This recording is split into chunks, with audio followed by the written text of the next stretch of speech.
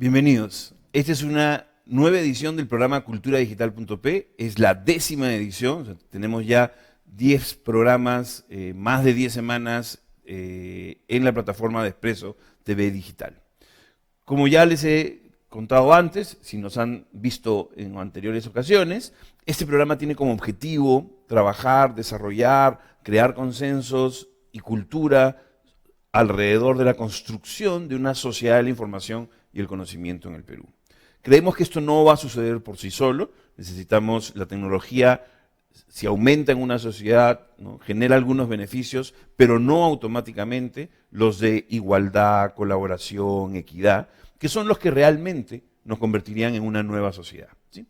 El poder transformador de la tecnología es lo que realmente nos interesa. La tecnología no es un fin en sí mismo, sino un medio. Desde esos conceptos, desde esos ejes, ¿no?, es que planeamos los temas y invitamos a las personas a que nos acompañen en esta discusión, en esta conversación.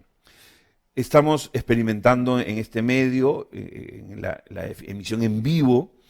Quisiéramos poder contestar preguntas cada vez más, ¿no? La gente participa y nos están viendo de manera síncrona. También hay muchísimas reproducciones asíncronamente, porque además de poder encontrarlo en la página web culturadigital.p o en la cuenta de Facebook de Expreso TV Digital, también están ya en YouTube, ¿no? Entonces, los videos se pueden ver de distintas maneras. Hoy nos acompaña Jorge Copelo, que es director de Todas las Escuelas Conectadas.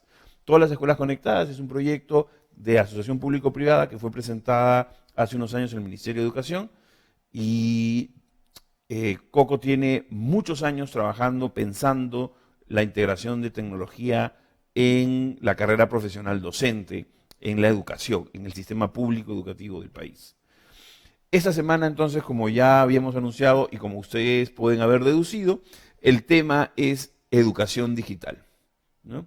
Transformación digital en la educación, el cambio de integración de TICs hacia educación digital, ¿no? ¿Qué significa eso realmente? Pasamos muy rápidamente a los hechos y datos de la semana. Son cortos, son pocos, pero muy relevantes. Lo primero es que del 7 al 9, ¿no?, desde ayer hasta mañana, está sucediendo, incluido hoy por supuesto, está sucediendo en Lima el 4º encuentro internacional Virtual Educa Andina, en el Hotel Sheraton. Para aquellos que no puedan ir físicamente, ¿no?, que pueden, digamos, la mayoría, es un evento al que normalmente van muchos maestros, ¿no?, maestros de escuela básica y de educación superior. Se puede asistir virtualmente a través de un enlace que voy a poner en la página web después del programa, ¿no? O pueden también entrar a la página web del evento, que es virtualeducaandina.org, ¿no?, y ahí van a encontrar un enlace para la emisión en vivo. Este evento es un evento que tiene efectivamente ya muchos años, tanto sucediendo en el Perú, el Virtual Educa Andina, como la versión regional en América Latina, ¿no? Es un evento en donde se incorpora la oferta y la demanda de tecnología educativa, ¿no?, de integración de TICs en la escuela, de innovación, no solamente tecnología, sino innovación en el amplio sentido de la palabra. Esta semana también, en esa mirada, coincidentemente, Concitec lanza la 6ª edición de la Feria Perú Conciencia, ¿no es cierto? Esto es del 8 al 11 de noviembre, es decir, desde hoy jueves hasta el domingo. Esto es organizado por Concitec, ¿no?, y se define como la feria científica del Perú. En esta feria, Concitec hace un demo, ¿no?, una demostración de todos los proyectos de ciencia que ha financiado. Hay también el proyecto Eureka, que tiene que ver con proyectos en escuelas, ¿no? Hay un planetario, hay exposiciones de interés común, digamos, ¿no? Entonces es altamente recomendable, sobre todo a los científicos, ¿no?, de nuestro país. Incluso se me ocurre que podría ser relevante, interesante pensar en una escapada familiar. El lugar de la Feria Conciencia es en Plaza Lima Sur, ¿no? Eso es en la avenida Paseo de la República. En el contexto de esta feria, mañana viernes 9 de noviembre, a las 11 de la mañana, se da la ceremonia de premiación de Conectarse para Crecer. esta es una premiación que hace Telefónica desde hace muchísimos años. De hecho, esta es la 8ª edición, es desde hace 8 años. Y es un programa, un concurso, un programa que busca desarrollar, ¿no?, o promocionar o incentivar proyectos de desarrollo rural con el uso de tecnología, ¿no? Conectarse para crecer tiene ya larga data, está muy instalado en el ecosistema, ¿no?, de la innovación, de lo digital en el Perú, y la premiación es el día viernes a las 11 de la mañana. La entrada es también abierta y es en el mismo local y ocurriendo en simultáneo con la Feria Perú Conciencia, ¿no?, la feria esta de Concitec. Estos son los hechos y datos relevantes de la semana.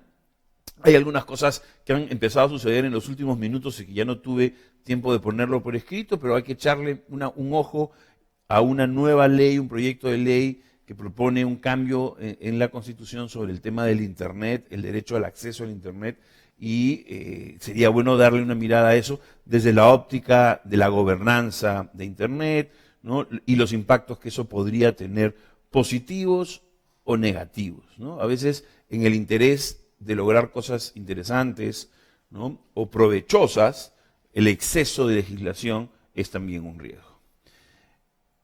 Pasamos a nuestra sección del Consejo Digital.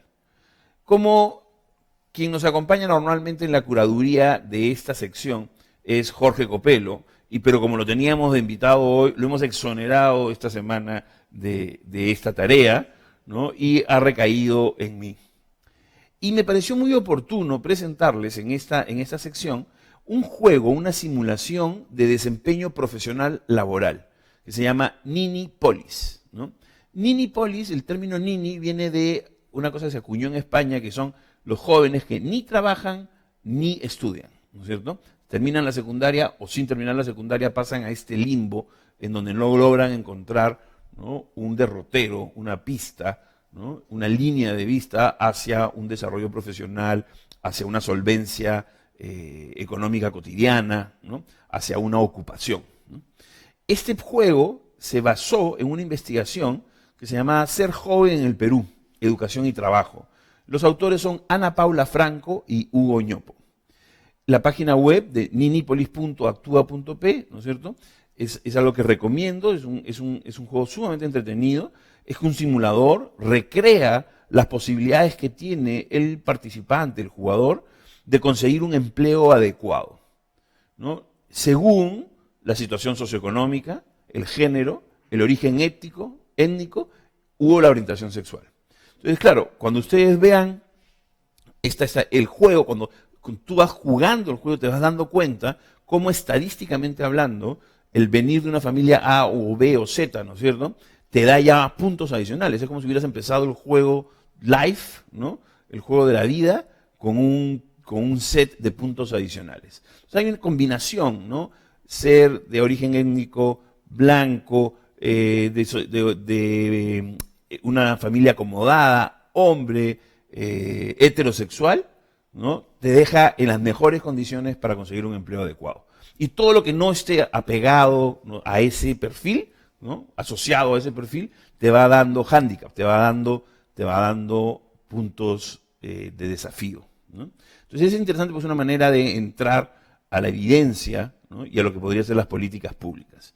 Recuerden que en esta sección, además de compartir datos específicos, tips o secretos o páginas web no muy difundidas, también buscamos que ustedes nos digan, ¿no?, cuál es el tip que ustedes conocen, ¿no?, o cuál es en términos de usar un dispositivo o alguna página web que han encontrado que les parecía especialmente interesantes, pueden también compartirla con nosotros y nosotros así la decimos a todo el mundo, ¿sí?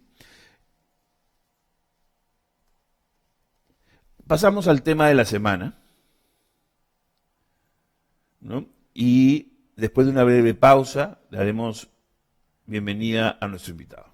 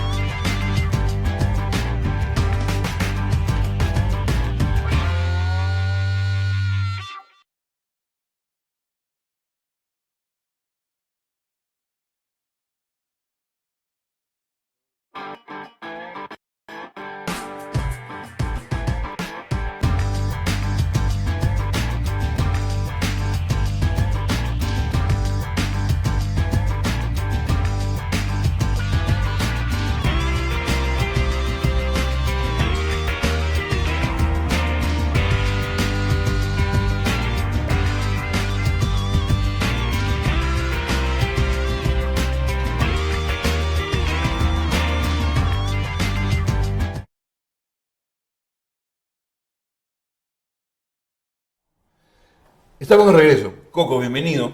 Gracias. Está con nosotros Jorge Copelo, director del proyecto Todas las Escuelas Conectadas. ¿Cómo estás? Estoy bien, contentísimo de estar aquí, después de haber participado de manera espectral con el Consejo Digital. Haces una excelente labor de curaduría de tus tips, de tus secretos más íntimos, digitalmente hablando. Digitalmente hablando, sí.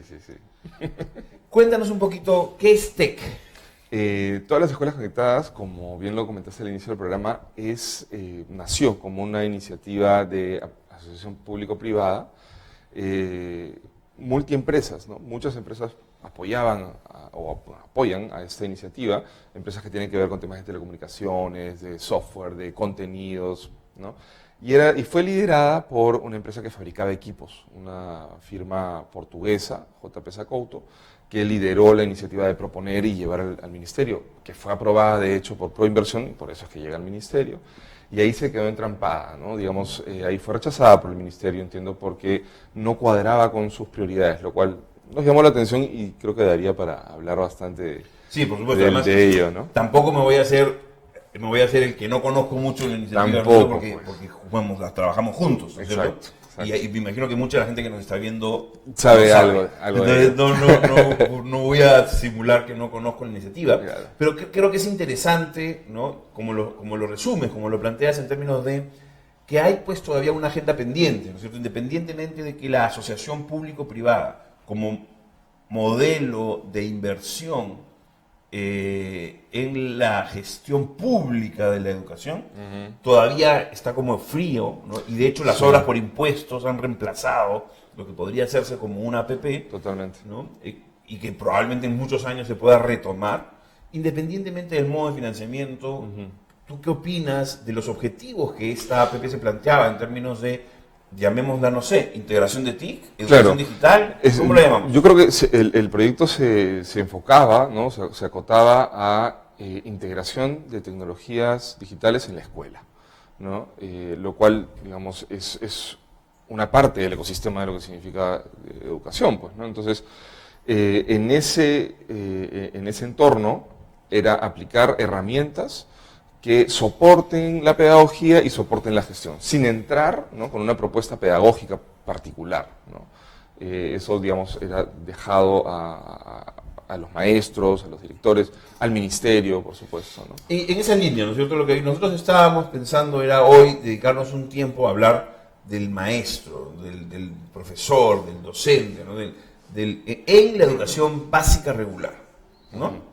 Así es. Para empezar, ¿no es cierto? Porque podríamos hablar de la formación de maestros, digamos, hay un montón de Claro, cosas, el ¿no? maestro en sí mismo es Claro. un mundo, digamos, que no tiene que ver solamente con las experiencias de aprendizaje y enseñanza, sino con la gestión del maestro que tiene que hacer para obtener tal o cual documento. ¿Cuántos maestros de escuela tenemos en el Perú? Se habla de 380.000 maestros. ¿Esos son solo los maestros públicos o son los públicos y privados? Públicos, ¿no? Solo los Claro, públicos. hablando de escuela pública, digamos, yo me imagino que más de 500.000 tiene que haber, ¿no? Ya.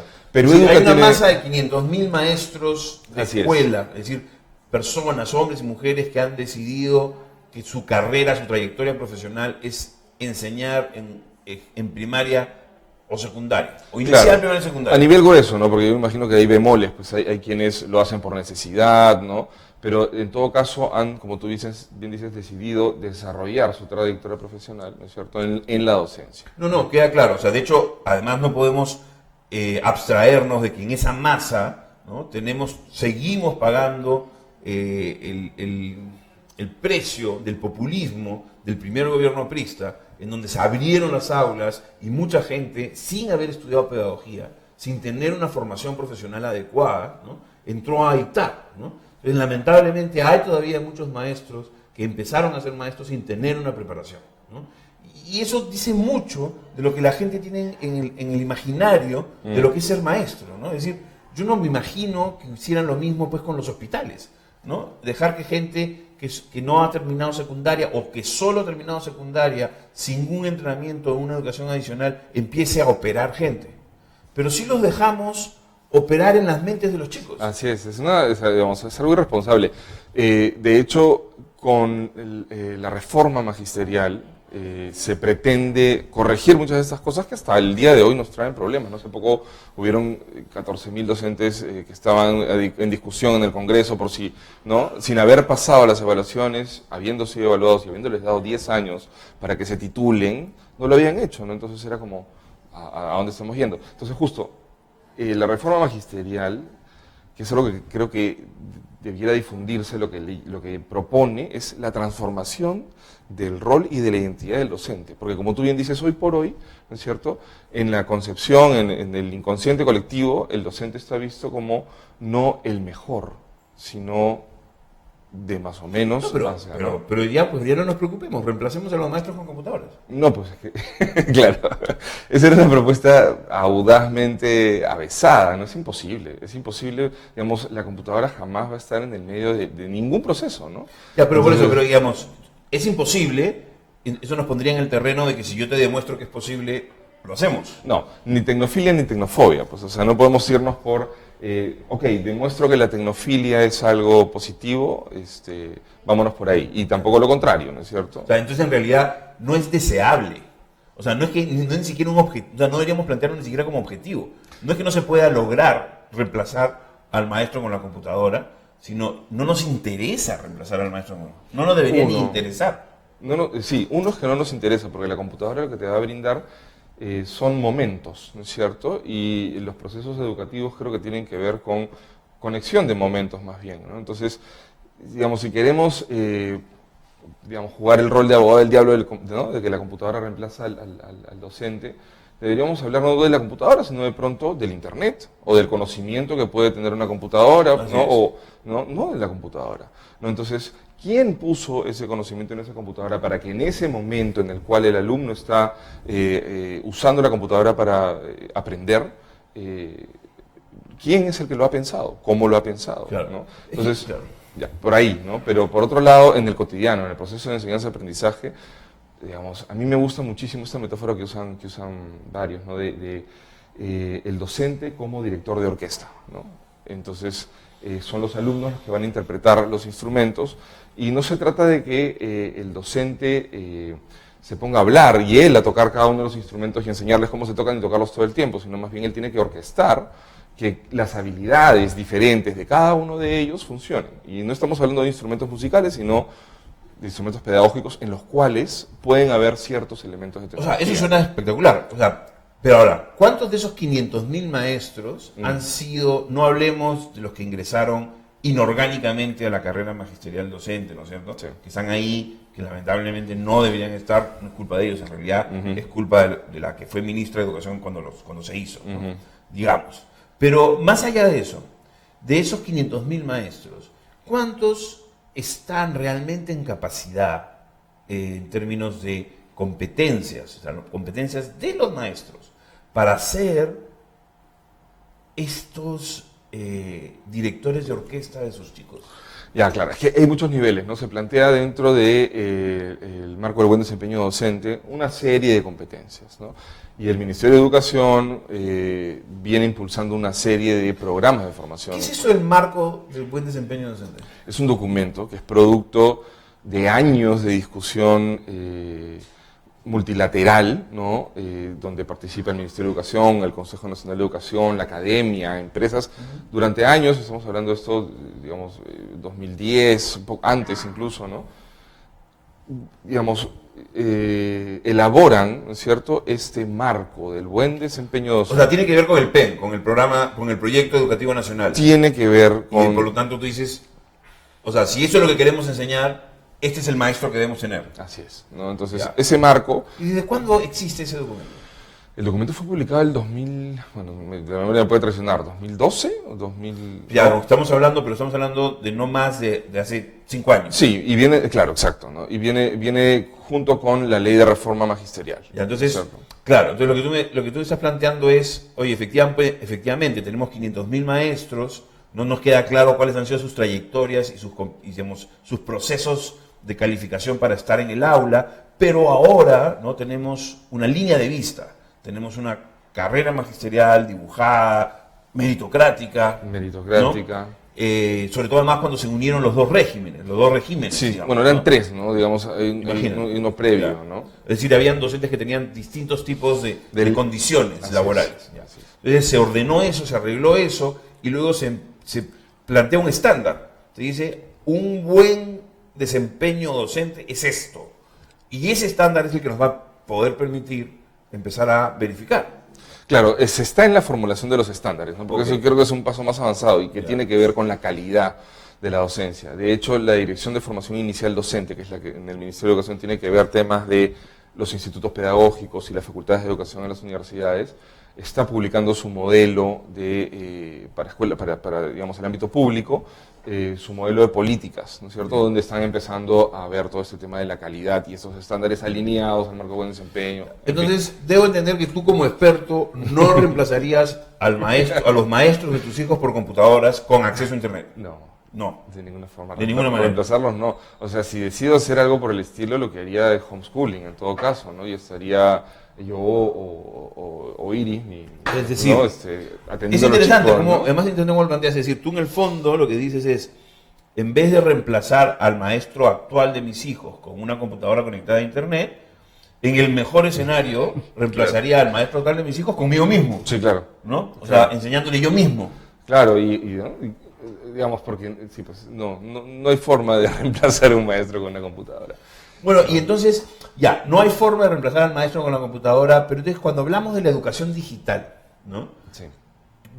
¿De qué estamos hablando? O sea, ¿qué cosa es? O sea, ¿queremos computadoras en la educación? ¿No queremos computadoras en la educación? O sea, Sí, digamos, yo creo que, digamos, en la era en la que estamos, es imposible pensar que no llevemos tecnología digital, sea una computadora, una tableta, un teléfono celular, al aula, ¿no? Digamos, porque sería como recortarle un poco los derechos a los estudiantes, de alguna forma, ¿no? Porque es como, ok, no hay tecnología en el aula, terminas el colegio, sales y te enfrentas a un mundo donde estás invadido. Y además sería ilógico, porque la tecnología va a estar en sus casas, va a estar en la cabina, va a estar, ¿no? Entonces, rechazarla sería un error. ok, es clarísimo, ¿no es cierto? O sea, no podemos tapar el sol con una mano, ¿no es cierto? Es decir, la tecnología existe, o sea, no vamos a decidir ni en este programa, ni en ningún escritorio de ningún ministerio vamos a decidir si la tecnología se va o se queda, ¿no es cierto? Sí, claro. En la sociedad, existe. La pregunta es, entonces, ya, en el proceso, ¿no?, de actualizar la propuesta pedagógica del sistema educativo público, ¿cuál es el rol que debería jugar la tecnología de información y comunicación, para ser más precisos, ¿no?, lo que comúnmente se conoce como TIC, ¿no?, Sí, y el rol del maestro? claro. A mí me gusta, digamos, cuando se piensa en transformación digital, en integración, intervención, me gusta pensar en al menos tres ámbitos, ¿no?, que los plantea la academia. Bueno, Manuel Castells habla de la sociedad red, ¿no es cierto? Cristóbal Cobo habla acerca de los contextos, ¿no? Y, digamos, se forma como una triada casi siempre, ¿no?, que es que los maestros puedan usar los dispositivos por un lado, ¿no es Ya. cierto? Que sepan usarlos. O sea, ellos como individuos, como sujetos, hombres o mujeres, que son parte de su sociedad, que viven su momento y que son suficientes en el uso de un teléfono, Así es. de una computadora. Así es. Esa es una primera dimensión. ¿No? Luego estamos hablando de que tenemos que ser conscientes del contexto en el que estamos, ¿no? Y eso va a variar del punto de vista del actor, ¿no es cierto? Entonces, para un gestor público, el contexto puede ser el ámbito de la SUGEL, si es un gestor público de UGEL. Para alguien que está en el ministerio, el ámbito es la diversidad de escuelas, ¿no?, cada una con sus particularidades, escuelas rurales, ¿no?, escuelas urbanas, mixtas, unidocentes, polidocentes, ¿no? Ese es el contexto actual. Entonces, pensar en el uso de esta tecnología en función de este contexto y al mismo tiempo ser conscientes de esta nueva forma de organización que es la que plantea Castells con la sociedad red, ¿no es cierto? El uso de la tecnología, porque estamos hablando de tecnología como medio para que Internet lleguen conocimientos, ¿no? Va a generar nuevos contextos, ¿no es cierto? Y tenemos que ser conscientes que estos nuevos contextos van a transformar la forma en la que se van a relacionar los docentes. Entonces, Ya. ¿no? es bien complejo, porque ¿no? O sea, abarca la sociedad Pensemos su en el conjunto, contexto, ¿no? digamos, tratemos de simplificarlo. Pensemos en el Aterrizamos. contexto del aula. Exacto. Ya no estamos hablando de la organización de la educación. Así es. Por un momento no pensemos en el ministerio, no pensemos en la dirección regional o en las UGELes. El aula, ¿no es cierto? Así es. El maestro en el aula. Así cuando es. cierra la puerta y se queda con sus 25 o 30 chicos. Así es. Ahí, en ese contexto, o sea, en ese espacio, el maestro es el que orquesta estos tres elementos. Y es el que él tiene que adelantarse y proponer, aprovechando estas nuevas formas de organización, su clase. Entonces él podría llegar y decir, una clase de secundaria, digamos, chicos de 13, 14 años, urbanos, que podrían tener un teléfono. Ya, pero me estás móvil. toreando la respuesta. Espérate, pues, estoy yendo al ejemplo en concreto. El ejemplo va en que el maestro Me puede... estás tratando de confundir. ¿Me has dado cuenta? No, más bien estamos poniendo puntos a cada elemento. Pues, ¿no? Entonces llega el maestro y les puede decir a sus chicos, 2 puntos más en el final, al que me encuentre 3 investigaciones sobre el crecimiento de las plantas usando su computadora. Ya. Les doy 15 minutos. Ya, entonces el maestro que es capaz de iniciar un proceso, prender un proceso en la cabeza de sus chicos. Así es. Ya, pero la pregunta era, ¿cuántos de esos 500.000 maestros están en capacidad de hacer eso? No tengo la respuesta, pero lo que sí conozco es que se están haciendo iniciativas, se han partido por pilotos dentro del ministerio. Ya. Hay un piloto bien interesante que ha levantado una encuesta de autoevaluación, de evaluación autoaplicada Ya. a 20.000 maestros. Genial. ¿Ya? O sea, ya 20.000 maestros que pueden llegar a una computadora y pueden mirar una serie de preguntas y respuestas y discurrir entre ellas, es un indicador. Tienen un primer nivel de competencia digital. De estos Así es. 20.000, 12.000, no, perdón, estamos hablando de 20.000, 2.000, de Ya. estos 20.000, 2.000 O sea, el 10%. tienen la competencia suficiente. Ok. El 10%. Ya. En ese el piloto que se ha hecho. 10% de una muestra de 20.000 de un total de 500.000. O Así sea, es. en realidad nos falta un montón. Sí, nos falta un montón. Ya. Pero lo interesante es que ya no se queda ahí, sino que, ok, para los 18.000 restantes se están proponiendo, llamémoslo como MOOCs, ¿no es cierto?, de familiarización. O sea, MOOCs te refiere a los cursos abiertos, libres, Así es, ¿no cierto? cursos en por línea. internet. Porque esa es la otra pregunta, ¿no es cierto? Porque claro, o sea, lo que estaba yo tratando de hacerte era que me ayudes a dimensionar el tamaño de la tarea. Sí, ¿no? sí, sí. No, Y es gigante, monumental. es ¿no es cierto? monumental. Ya. Entonces, ¿cuál es el modelo de negocio entonces? O sea, ¿cómo vamos a construir un proyecto? O sea, tenemos que agarrar, en el mejor escenario, 400.000 maestros, ¿no? Sacarlos de la clase, tunearlos, ¿no? Ponerles las competencias que necesitamos y regresarlos a la clase. Porque, o lo vamos a hacer mientras que están dictando en la clase. Las dos cosas, ¿no? Ya. Porque, por ejemplo, el tema de evaluación docente en servicio implica eso, que en servicio el Ya. docente se vaya evaluando. Y para que alguien se evalúe, Dinámicamente tú dictas y mejoras, dictas y mejoras. así es, Ya. estás, ¿no? Entonces, en esa lógica, y en la lógica también de empoderar al docente, darle a él los medios y los servicios para que él, por su voluntad y por su deseo de desarrollar su carrera profesional Así docente, es. busque, ¿no? Entonces, Hay una línea de desarrollo en esta carrera, en esa ley de desarrollo magisterial de la carrera profesional docente, hay una línea que va premiando al maestro que apuesta por la tecnología, por la innovación. digamos, no hay algo declarado, pero existen los concursos de buenas prácticas, ¿no? Que premian a los maestros. Se Para las habla evaluaciones, el uso de la tecnología no es un criterio diferenciador, es un criterio más. es un criterio. Ahora, ¿qué pasa? La tecnología es transversal, pues, ¿no? Entonces, si uno se sienta a ver el marco del buen desempeño y ves las competencias, ¿no? Y tú dices, ¿cuál de estas va a aprovechar la tecnología, ¿no? Y muchos te dicen, no, la 24, que habla acerca de los recursos. Una consulta. Y yo les digo todas, ¿no? Una consulta. Estas evaluaciones de ascenso, ¿cómo son? ¿A lápiz, a papel o ya usan la computadora? Son mecanizadas, siguen siendo mecanizadas. Hubo un esfuerzo del cual conocerás, Por eso, audaz, ¿no? Así es, ya, pero por eso, pero entonces, mecanizada significa que el Marcar profesor se bolita. sienta, el maestro se sienta en una carpeta, con un papel, Sí. con una tarjeta y con un lápiz. Sí, esa es la prueba única nacional, pero tiene varias etapas la evaluación. Ya. ¿No? Es eso, Ok. ¿no? Hay una evaluación de comité con, digamos, personal O de sea, la no es de la solo escuela. evaluación de conocimientos. No, es cierto, ya. También Pero- hay observación en aula. Pero, ¿no? digamos, yo puedo pasar como maestro hoy, puedo ascender. Y en el proceso de ascender, nadie me está midiendo mis competencias digitales. No conozco las preguntas del banco, Ya. pero asumiría que en las preguntas debieran haber Que serían conocimientos, no competencias. conocimientos Bueno, la competencia es una mezcla de conocimientos y aplicados, experiencias, ¿no es claro. cierto? Sí. Ya. Entonces, ok, pero ahí entonces tenemos una tarea también. O sea, estamos Sí, de hablando hecho. de la evaluación en sí misma, ¿no? Ujú.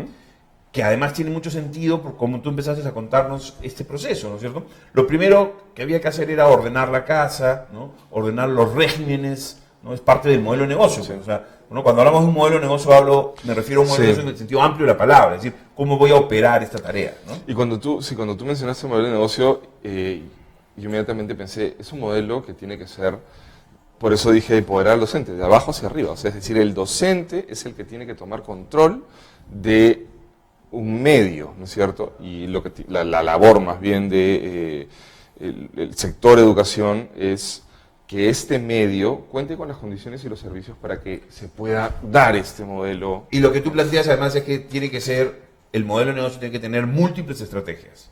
O sea, como Totalmente. push-pull. O sea, Totalmente. tienes que hacer cosas que van, cosas que vienen, ¿no? Incentivos, no lo llamemos castigos, pero sí, Sí, desincentivos, no, castigos, porque digamos, cuando tú vas a evaluar un docente, evalúas no solamente sus certificados, ¿no? Que es un campo en el cual blockchain puede entrar muy fuerte. Justamente el Joint Research Center de la Comunidad Europea ha publicado una investigación sobre eso, súper interesante. Si no estás hablando de, en este modelo de evaluación y de certificación de competencias, incorporar blockchain. Por ejemplo. Por ejemplo. Ya. ¿no? Pero ves también cosas como sus antecedentes penales, sus antecedentes fiscales y policiales, ¿no? Es claro, y ahí está, pero espera un ratito, ¿ya? Porque estás entrando a una cosa que es fundamental. O sea, hasta hace un ratito, lo que nosotros estábamos haciendo era, habíamos escogido un contexto, cuando tú empezaste a dibujar el monstruo, ¿no? Habíamos escogido un contexto que era el maestro en el aula, Sí. ¿no? En el instante que entra, cierra la puerta Sí. y se abre el universo del proceso de enseñanza-aprendizaje, Sí. ¿no? Esta mezcla ya. Ahora tú has tocado un tema importante que tiene que ver más con la tecnología en la gestión de la educación. También, pero tiene que ver con el ejercicio de cerrar la puerta y el maestro voltea.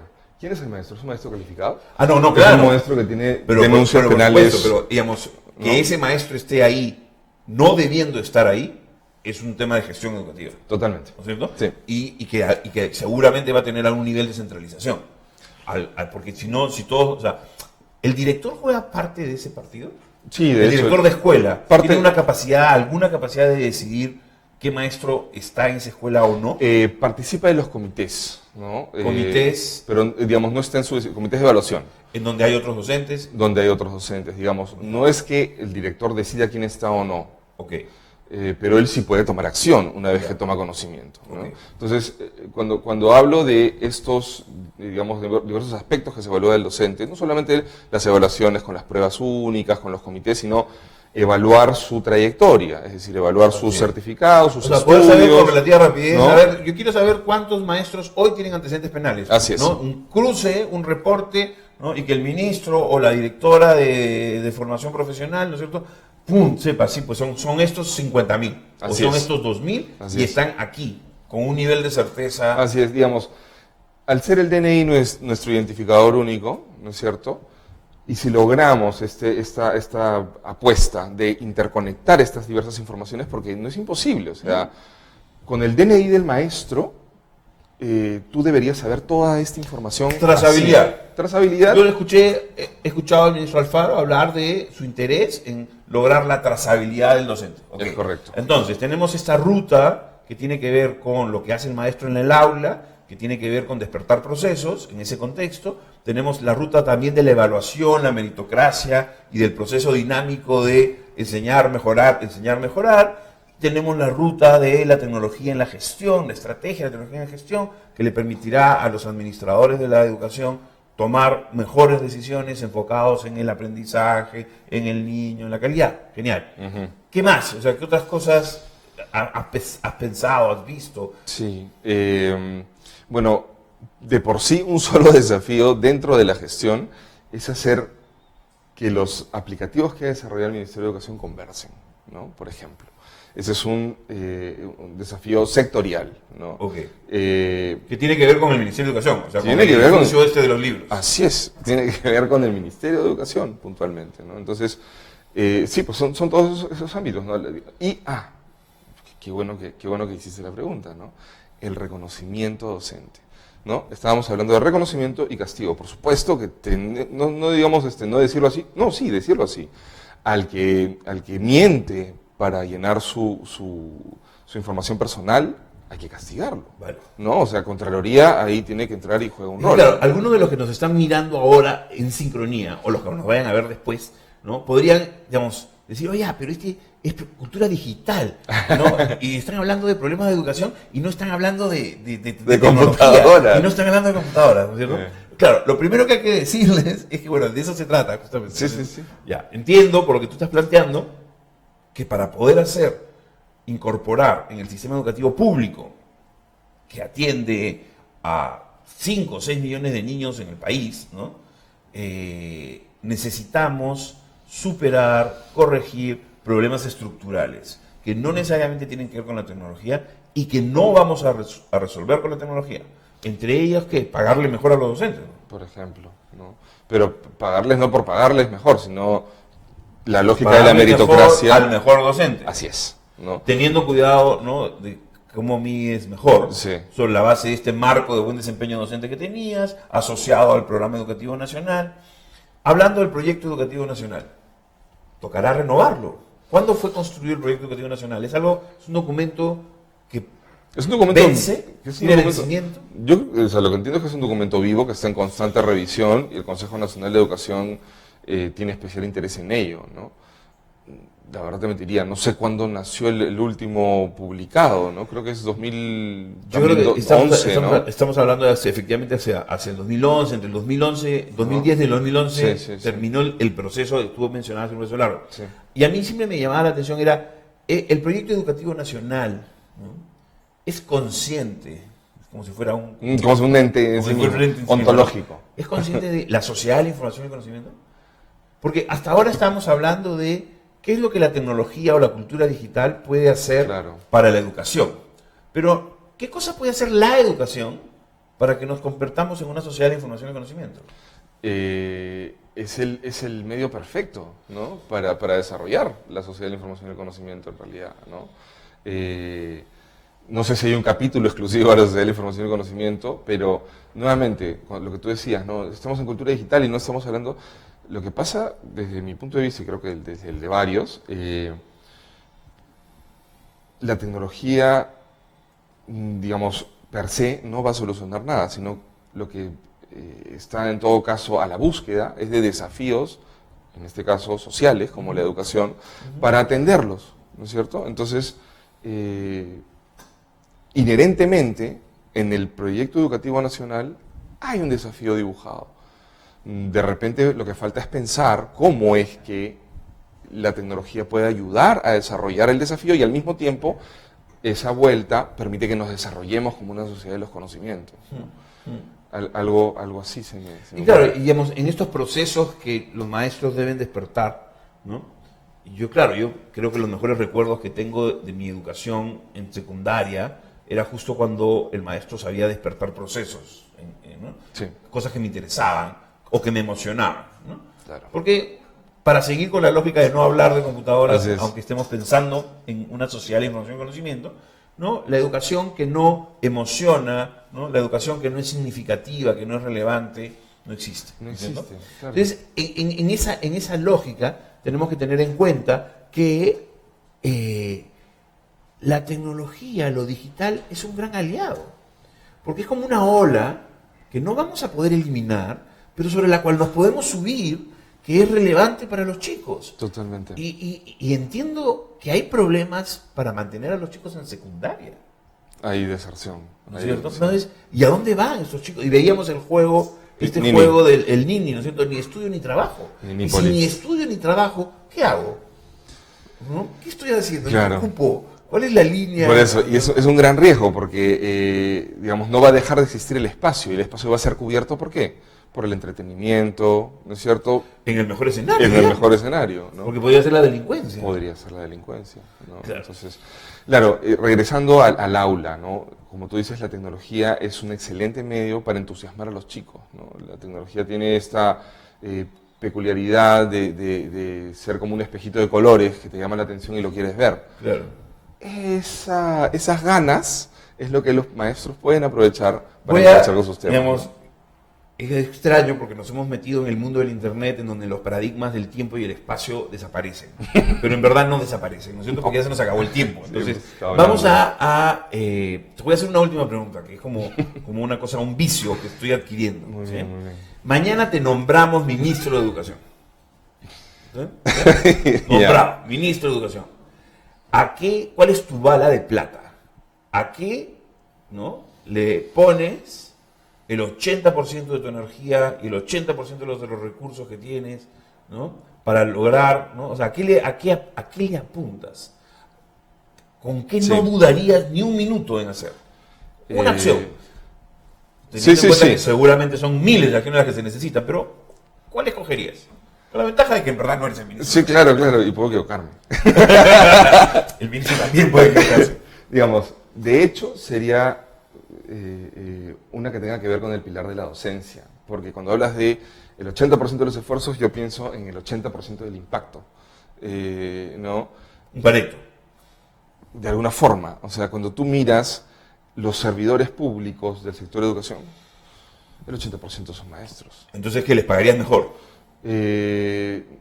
No, o sea, no, o sea, sí, pero no, le pagarían mejor pero en esa estructura. al que más se esfuerza, Claro. al que mejor lo está haciendo. Por eso, no es que llegaría, soy ministro, a partir de mañana todos ganan 1.000 soles más. No, o sea, fortalecería, porque no es que haría, ya existe, ¿no? Fortalecería esa estructura, ¿no? O sea, digo, solo en esta simulación, en este juego que estamos haciendo, Es hermoso. si llega un ministro y le sube 1.000 soles a todos los maestros, eso puede tener un impacto de política pública espectacular. También. Porque haces deseable un puesto de trabajo, o más deseable un puesto de trabajo que hoy no es deseable.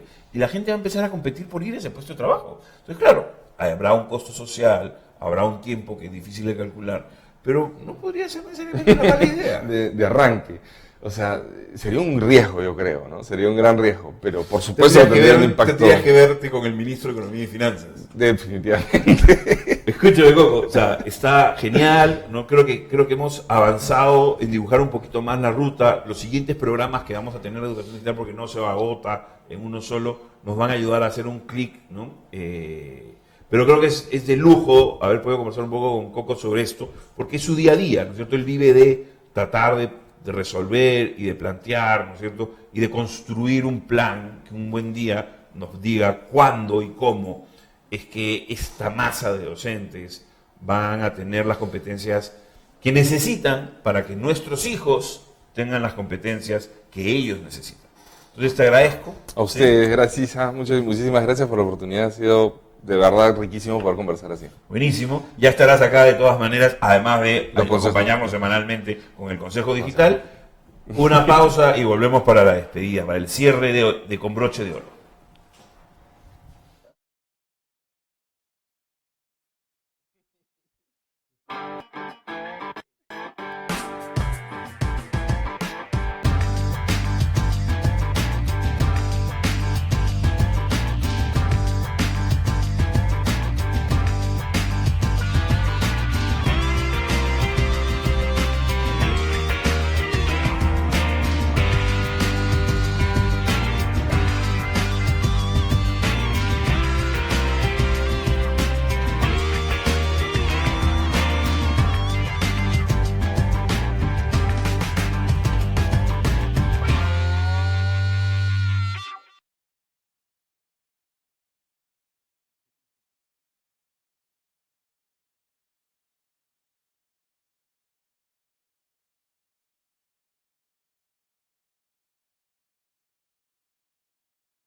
Perfecto, todo tiene su final. Esta 10ª edición también acaba.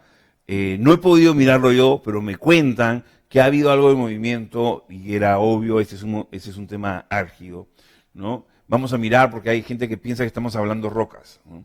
Y qué bueno, porque por lo pronto nos están mirando, ¿no es cierto? Eso ya es una gran señal, ¿no? Ya nos vio, ya nos escuchó, ¿no? Pues veremos cómo resolvemos, ¿no? Cómo volvemos las rocas en piedras preciosas. Muchísimas gracias por estar acá, por escucharnos, por ser críticos, ¿no? Por acompañarnos en esta aventura. La próxima semana nos encontramos también para seguir trabajando el tema de educación digital, pero esta vez desde la perspectiva de lo que una universidad privada está haciendo. Cómo lo entiende, cómo lo ve, cuál cree que son los desafíos para con sus alumnos, para con sus docentes. Muchas gracias. Hasta luego.